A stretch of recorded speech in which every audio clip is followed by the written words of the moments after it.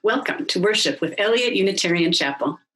Wherever you are tuning in from, near or far, we're so glad that you're here. I am Eliot's lead minister, the Reverend Barbara Gadon, and I hope that this is a service that nurtures your spirit. If you are new to Eliot Chapel, we are an intentional community, and we welcome all races, all genders, all sexual orientations. We welcome people of all creeds and beliefs, all economic circumstances, and all types of families. Our vision is to create a just world through vibrant, beloved community. If you would like to learn more about our congregation and connect with us in real time, please look for information at the end of the service. Welcome to Eliot Unitarian Chapel.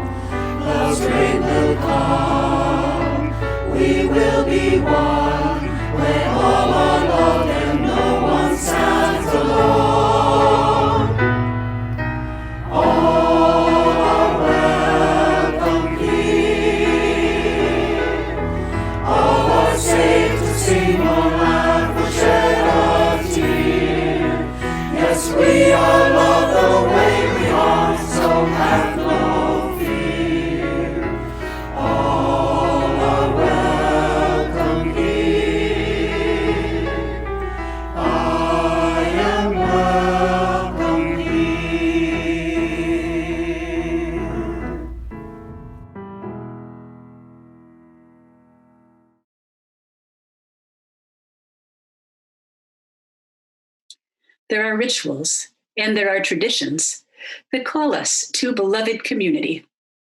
This is one. The first service in a new church year. Ingathering, homecoming, opening Sunday. And as a people in exile from our sacred space, in exile from the world that we have always known, these are strange words. Ingathering, homecoming, opening Sunday. But they call us nonetheless.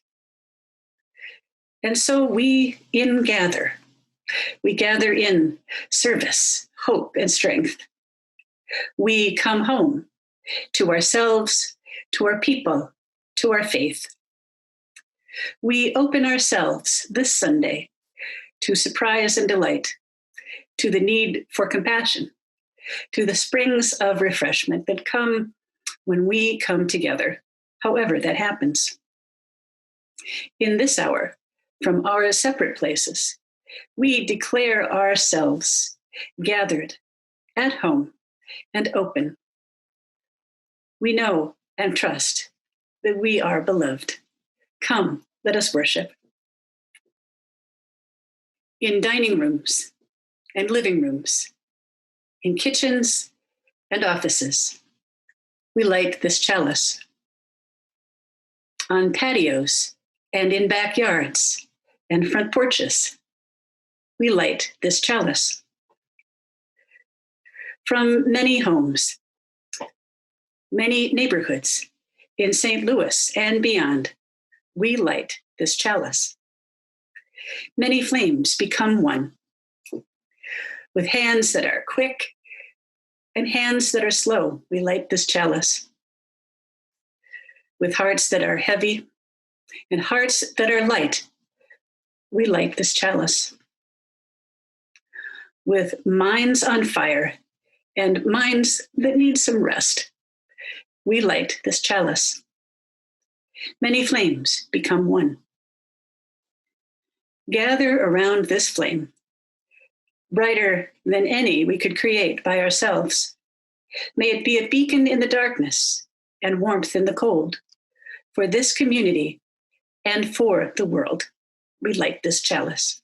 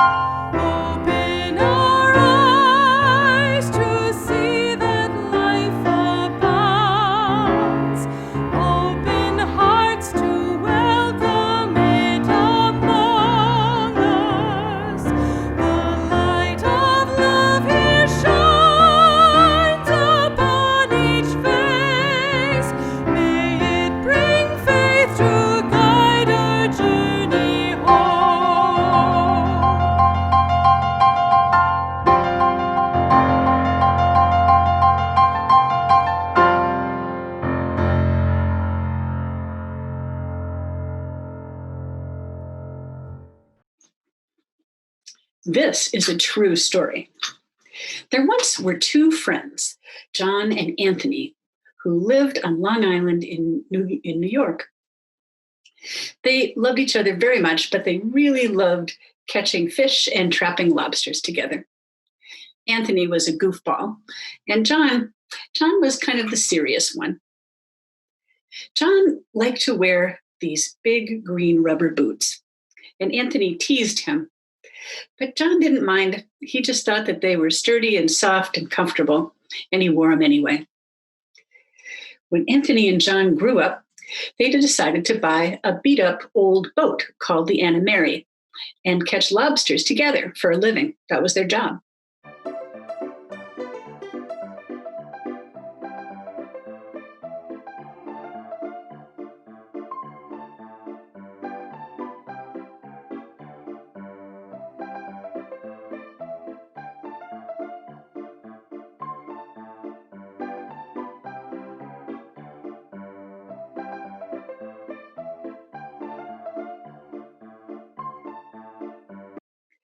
And it was hard and sometimes dangerous work, but Their families worried about them sometimes, but Anthony and John loved it so much, and they loved being together. One morning, John got up and decided to put out the big coolers to collect some cold, cold water to put the lobsters in after they caught them.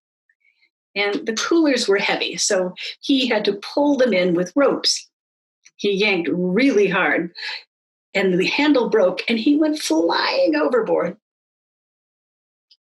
Now he found himself in the cold, cold water, alone. He called out to his friend, Anthony, but the engine was too loud and Anthony couldn't hear him. And the boat was moving away.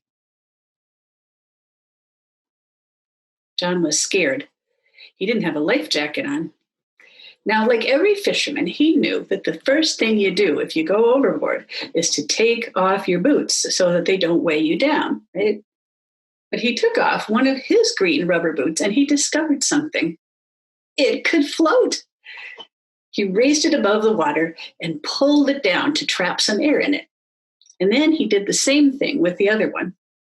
Those green rubber boots held him up, at least for a little while. Now, back at the Anna Mary, Anthony woke up a few hours later, and he discovered John wasn't there. He looked all around, but there was no sign of him. He was frantic.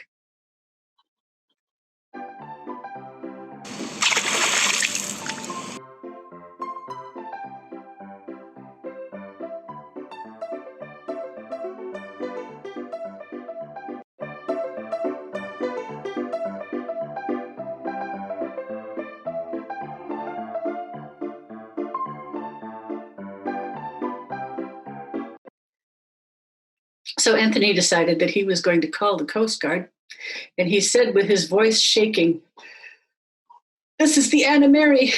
We've got a man overboard." The Coast Guard got out their fancy maps and their computers and tried to figure out where John might be. They called other towns too, so that more people would be looking. All of John's and Anthony's friends, who were also fishermen, wanted to help. There were 21 boats and 2 helicopters, all looking for John. Anthony had a hard time waiting. Sometimes he'd look at the radio and he'd say, "Where are you, John?" Well, John was bobbing in the waves. He was starting to get cold and tired. One time he saw a shark fin, and he got very, very nervous. But the shark must have had lunch or something already because he just kept going. John found a buoy, which is this thing that kind of floats in the water and sticks up from it to mark things. And he started to hang on to it. But he was in the water for a long time. And he was getting cold and his muscles were tired. Tiny sea creatures were now attaching themselves to his shirt and his shorts. They were like little sea shrimps. And they said, "You belong to us. You belong to the sea now." John looked down at his t-shirt and shorts and said, "No, I don't." He thought about his mother and his sisters, who worried about him whenever he went on fishing trips. He thought about his friend Anthony. He thought about his cat. But where were they? He was so alone now. He thought to himself, who do I belong to now? Everybody was looking for John. There were only so many hours that a person could be in cold water and still be okay. The Coast Guard's computers went down, so they weren't even sure where to look for him.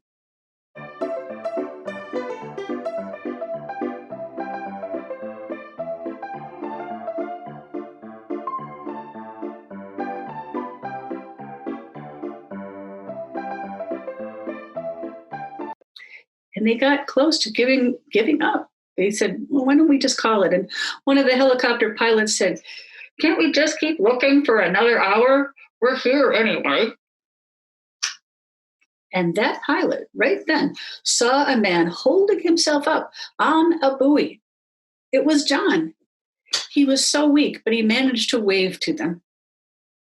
They let down a basket on a wire, and they had a person on the basket that was going to reach out and help John get into the basket, and then they pulled him back up to the helicopter. And as soon as that all happened, as soon as John was safely in the helicopter, the pilot got on the radio to Anthony and John's boat, the Anna Mary, and he said, "Anna Mary, we have your man. He's alive. He's alive."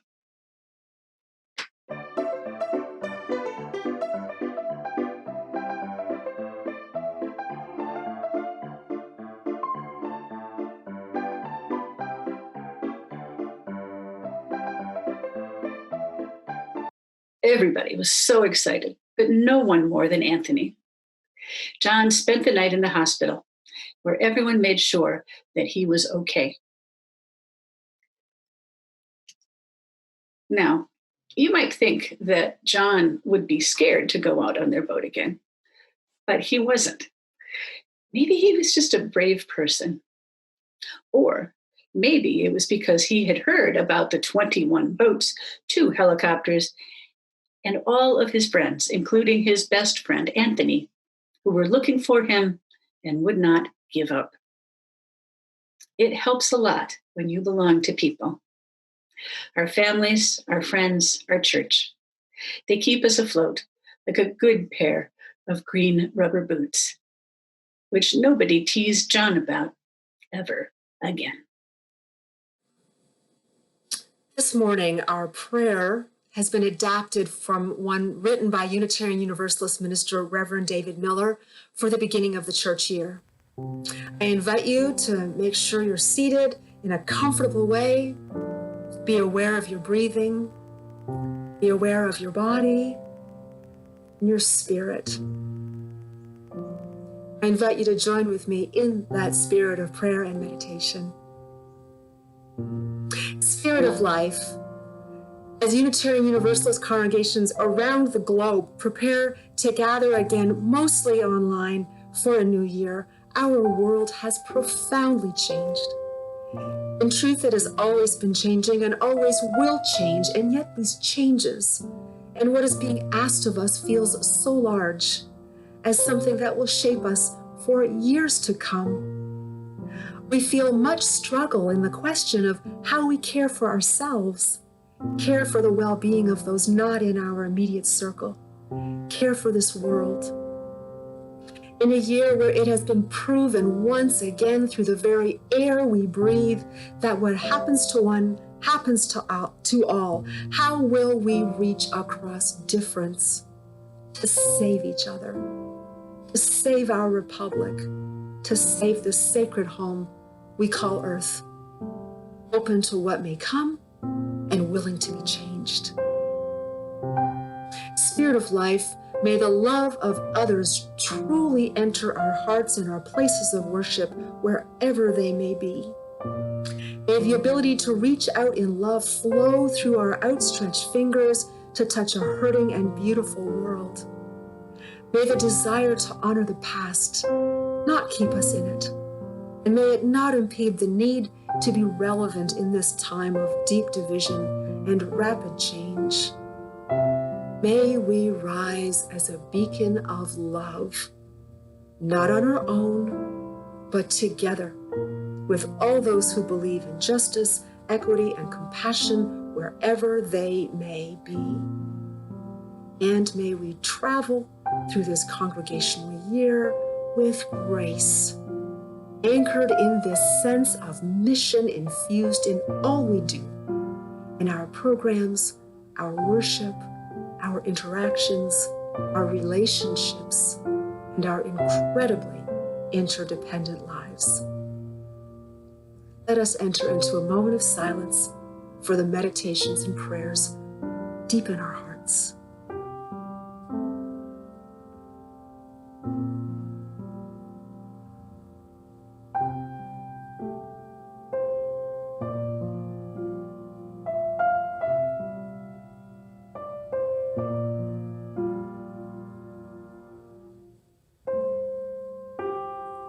Spirit of that infinite love that moves in, through, and of us. This we pray. Amen, and blessed be.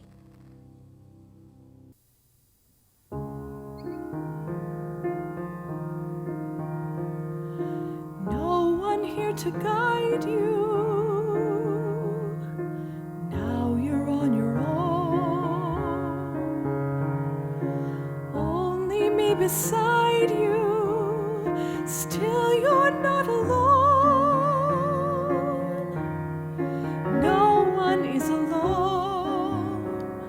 Truly, no one is alone.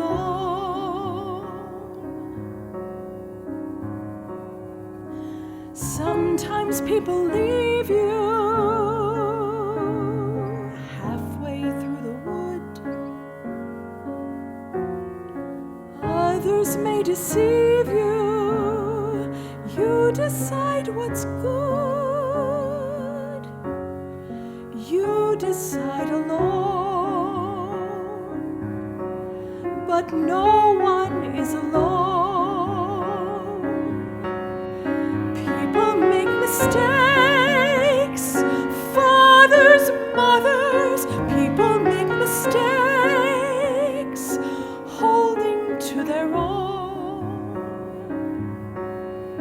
Thinking they're alone.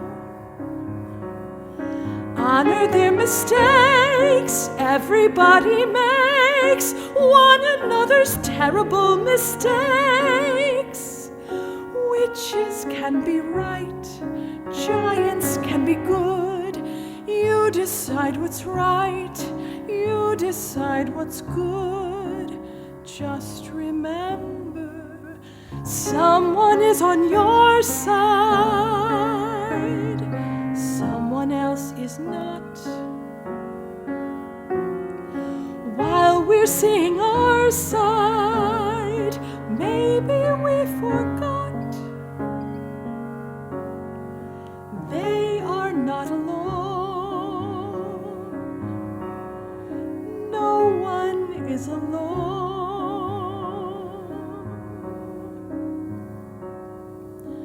Hard to see the light now. Just don't let it go. Things will come out right now. We can make it so. Someone is on your side. No one is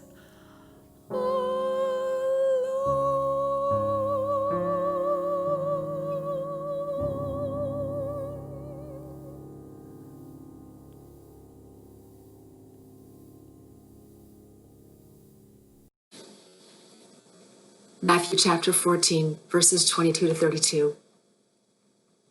Immediately, he made the disciples get into the boat and go ahead to the other side while he dismissed the crowds.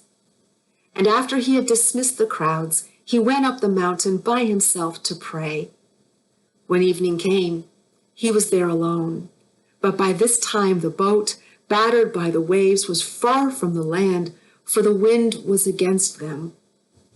And early in the morning, he came walking toward them on the sea.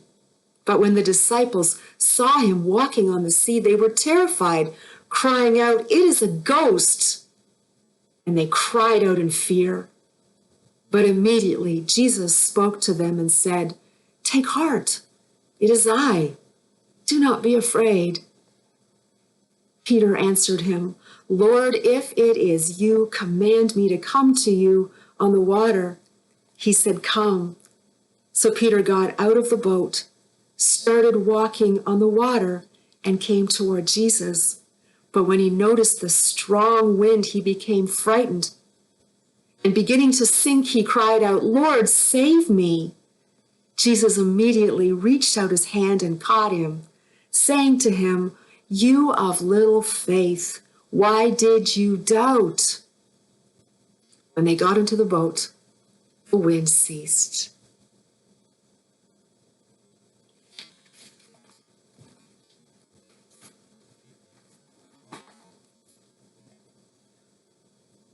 We Need One Another by George Odell.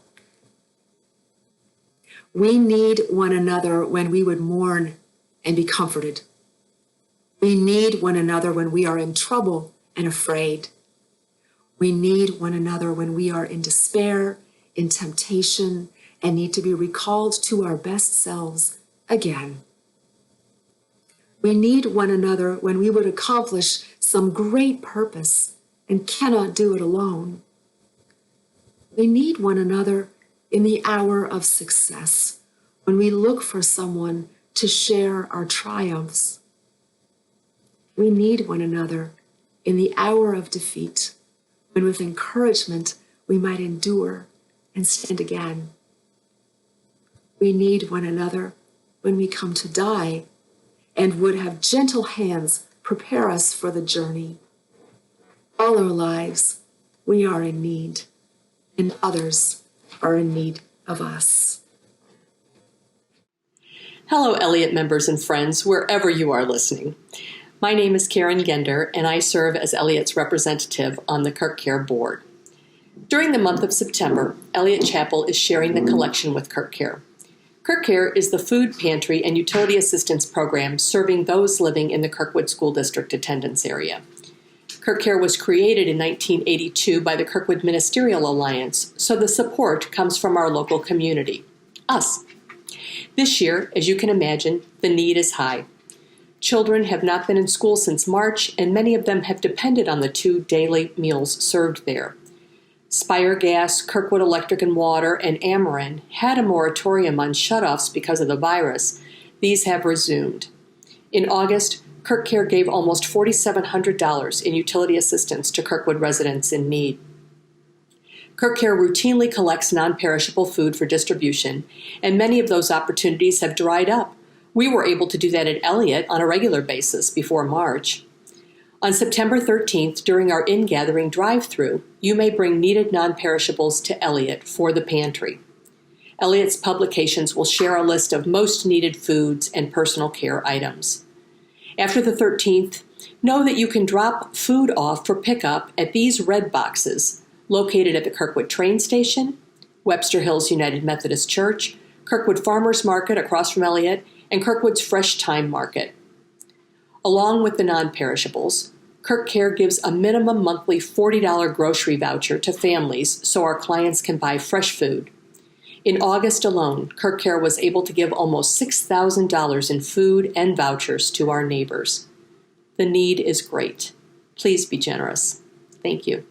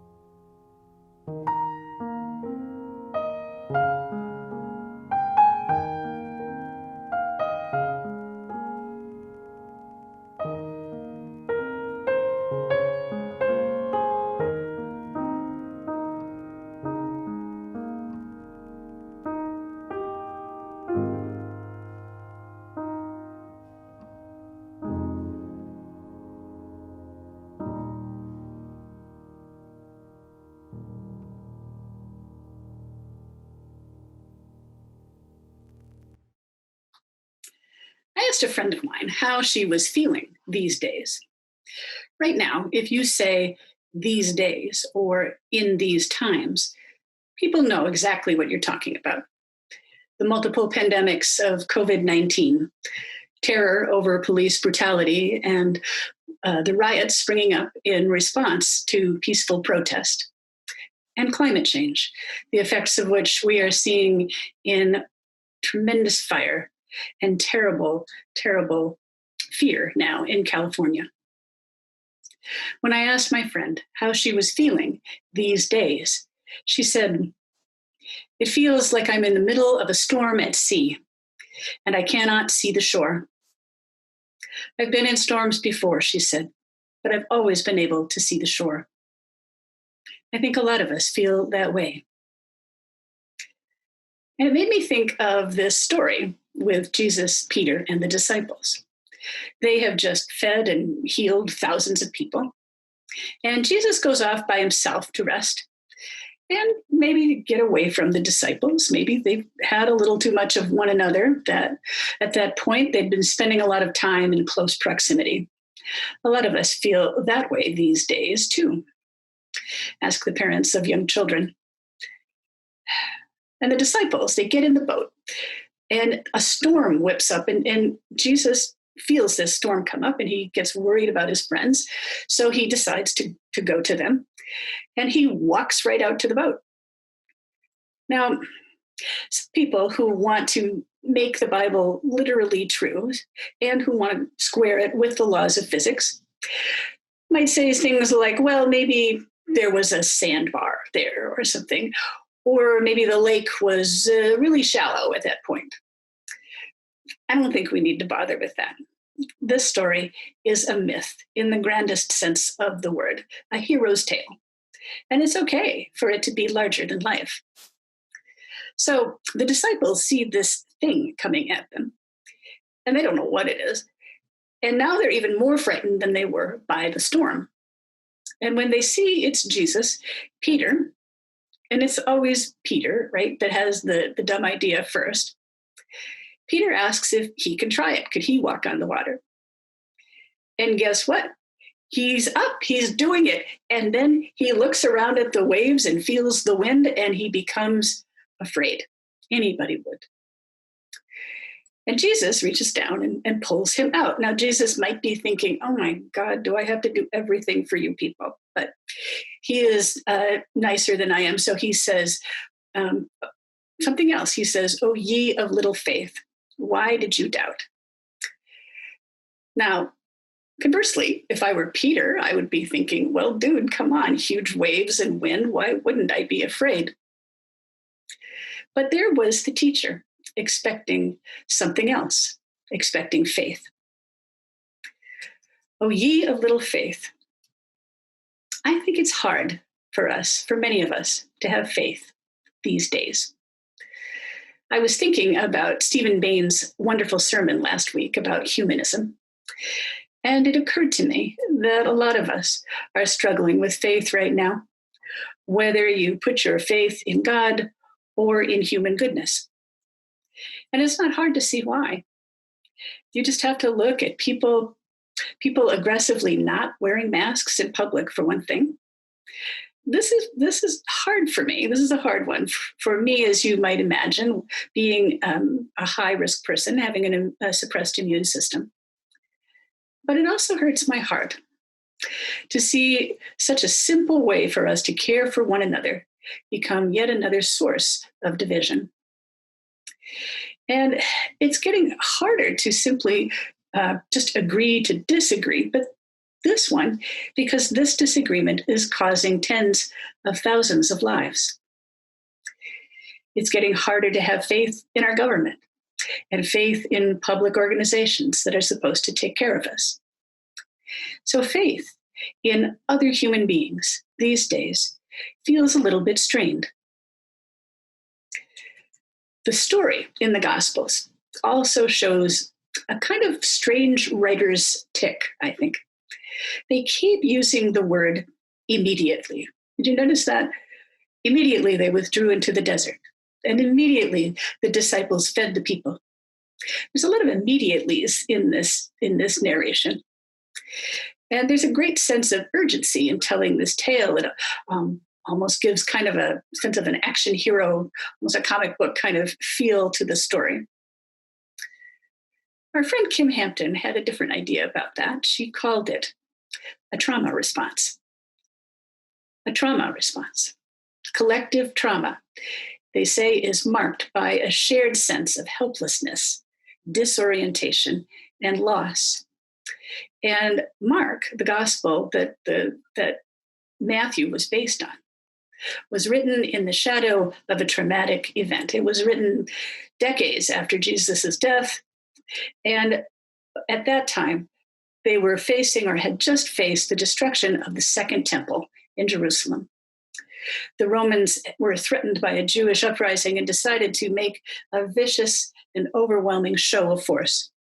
So they entered Jerusalem and they destroyed the temple. They burned it to the ground, the holy center of their community.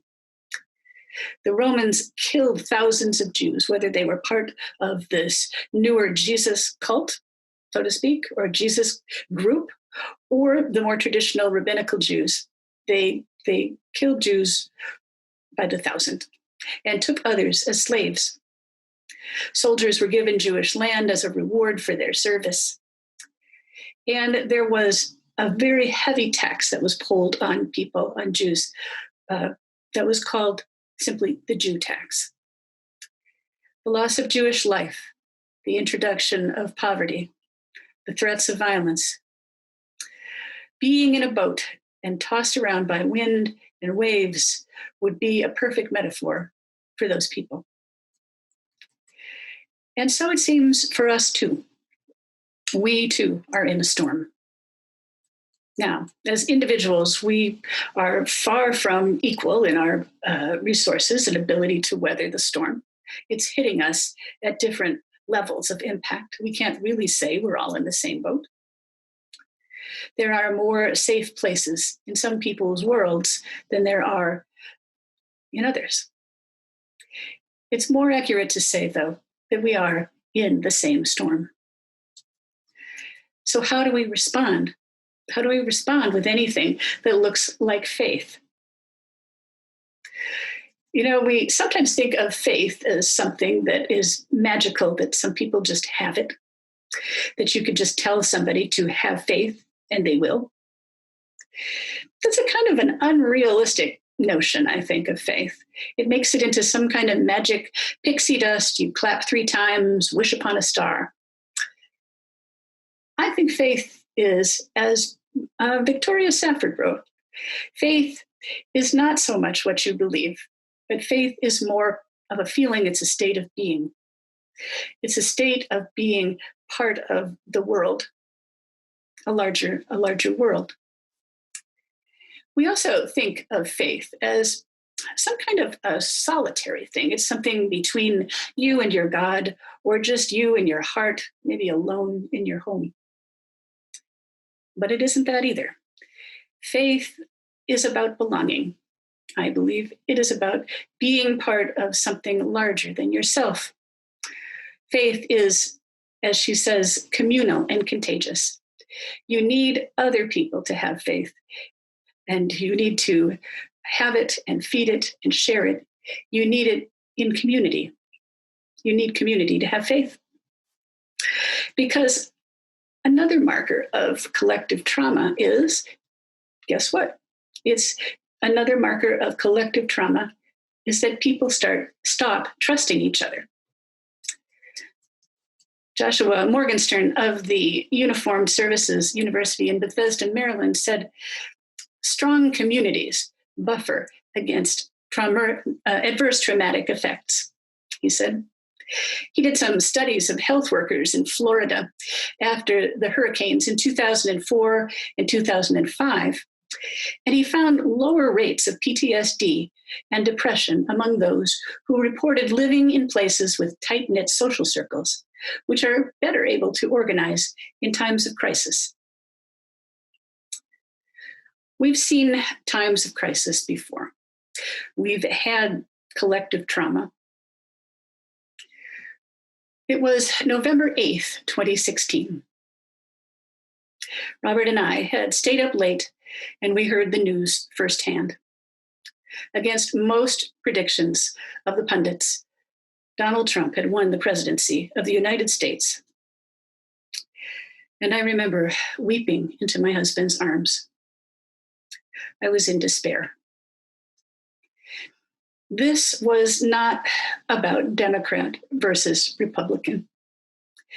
This was about my bewilderment at how someone who had shown massive evidence of missing a moral center could have been elected, someone who had encouraged violence and ferocious displays of racism and sexism. I was in despair. Out of habit, I pulled up Facebook. I didn't know what else to do. And I started to see, as I scrolled down, I started to see that my UU colleagues were jumping into action. My UU friends were talking about the services and the vigils at their churches that they were going to do. And suddenly I remembered that I was part of this people. I was part of these people. They were mine, and I belonged to them. I had something to do. And I felt my people rising up. It felt like the rescue boat had arrived, and they were saying, "Get in the boat, get in the boat." And strong hands were pulling me up. And my job was to turn around and pull more people on the boat. So, like hundreds, maybe thousands of UUs across the country, that next day we held our vigil. Came together at the church and held our service. We vowed to stick together in this storm. Now, did that fix anything?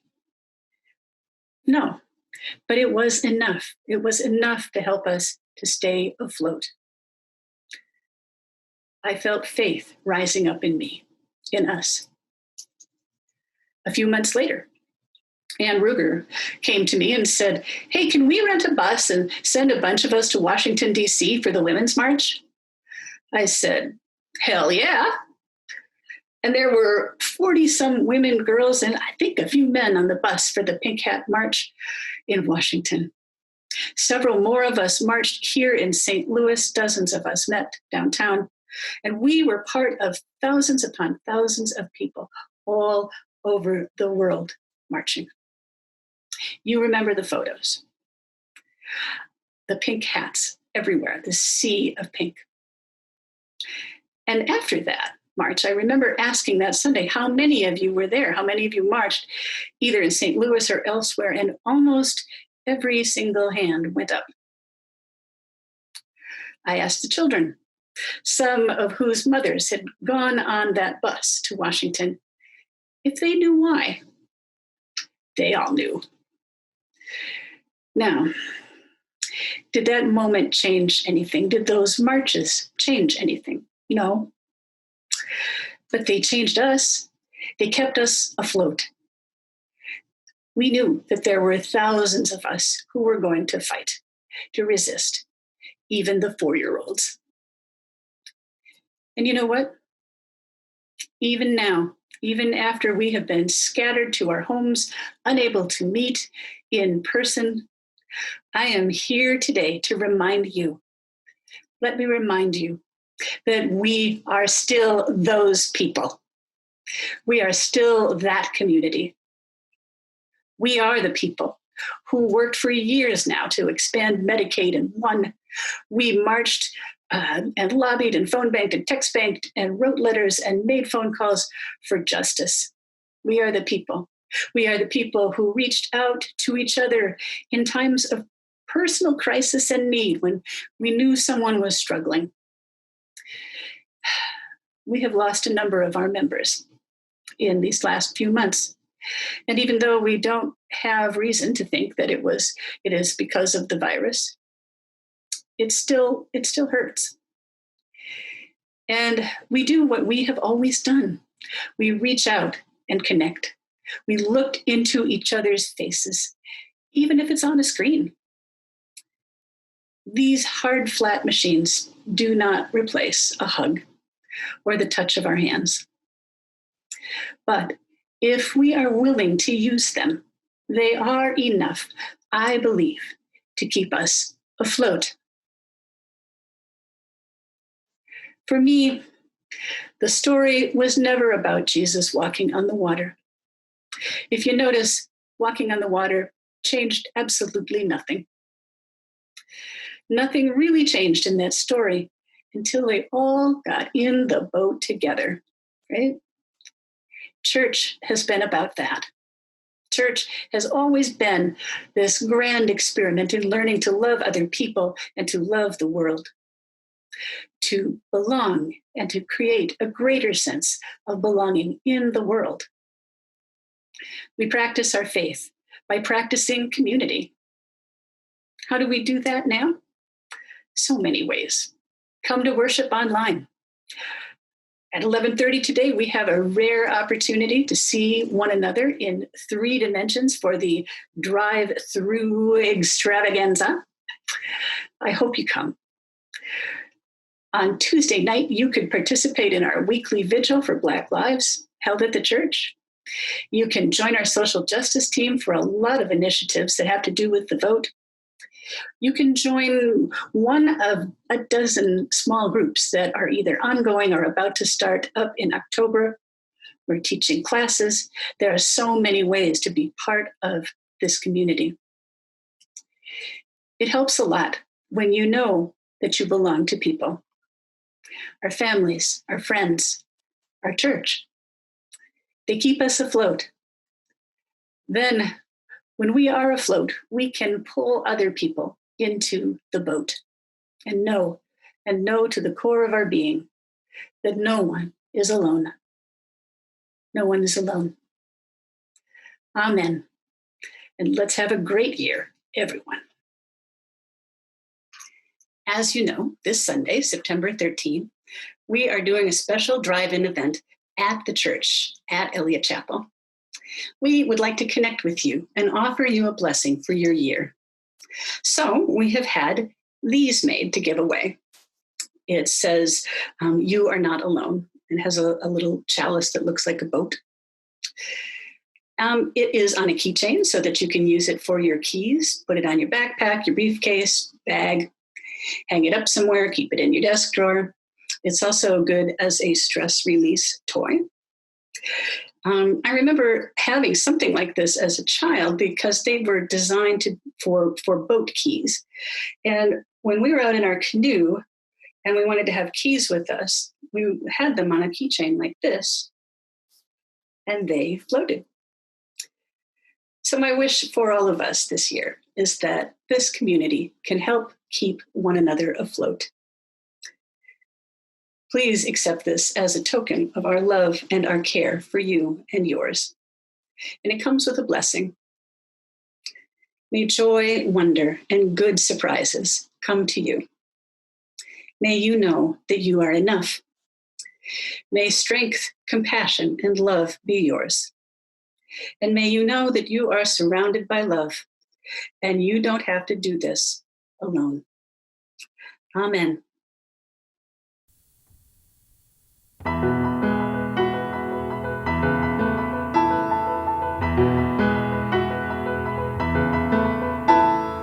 Though below me I feel no motion, standing on these mountains and plains, far away from the rolling ocean, still my dry land heart can say, I've been sailing all my life now, never harbor or port have I known, the wide universe is the ocean I travel, and the earth is my blue boat home.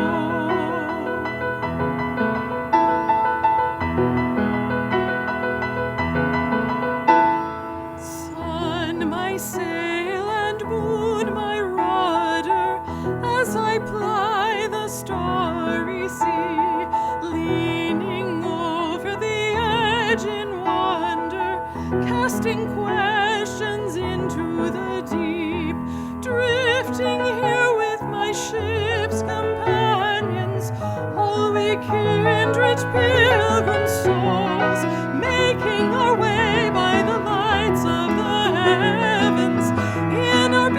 beautiful blue boat home.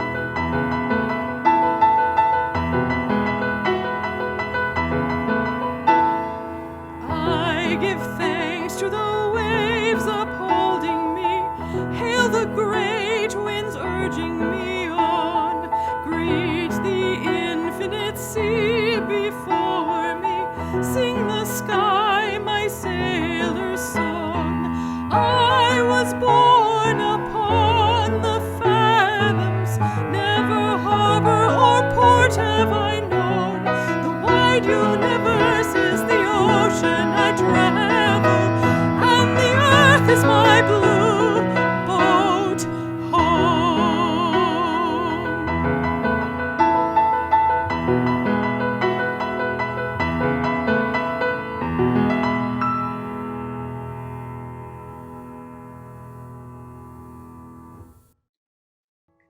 Now may the love which overcomes all differences, which puts to flight all fears, which heals all wounds, which reconciles all who are separated, be in us and among us now and always.